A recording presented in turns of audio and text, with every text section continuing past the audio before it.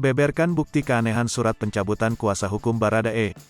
Richard Eliezer alias Baradae diketahui telah menulis surat pencabutan kuasa hukum dari tim pengacara Deolipa Yumara dan kawan-kawan pada Rabu, tanggal 10 Agustus tahun 2022.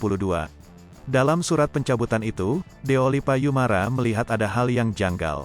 Dikutip Tribun Wow dari YouTube Kompas TV, keanehan yang dimaksud oleh Deolipa Yumara berada di bagian bawah surat, tepatnya di bagian tanda tangan. Keanehan yang dimaksud oleh Deolipa adalah Baradae tidak menuliskan secara detail tanggal, jam dan menit di samping tanda tangan pada surat pencabutan kuasa hukum. Padahal pada surat-surat resmi yang ditulis oleh Baradae, semuanya selalu menyertakan hal tersebut. Deolipa awalnya menunjukkan surat permintaan maaf dan bela sungkawa yang ditulis oleh Baradae kepada keluarga Brigadir J. Dalam surat yang ditulis pada tanggal 7 Agustus tahun 2022 lalu itu tampak jelas Baradae menyertakan waktu secara detail.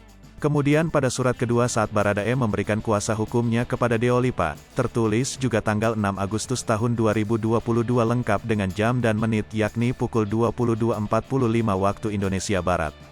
Selanjutnya pada surat ketiga saat Baradae menuliskan pencabutan kuasa hukum dari Deolipa, di bagian tanda tangan tak tampak ada keterangan detail soal waktu, hanya ada tanda tangan saja.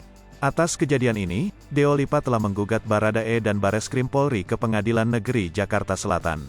Deolipa diketahui mengajukan uji material dan formil terhadap surat pencopotan tersebut. Pengacara baru Baradae yakni Roni Talapesi termasuk dalam pihak yang tergugat.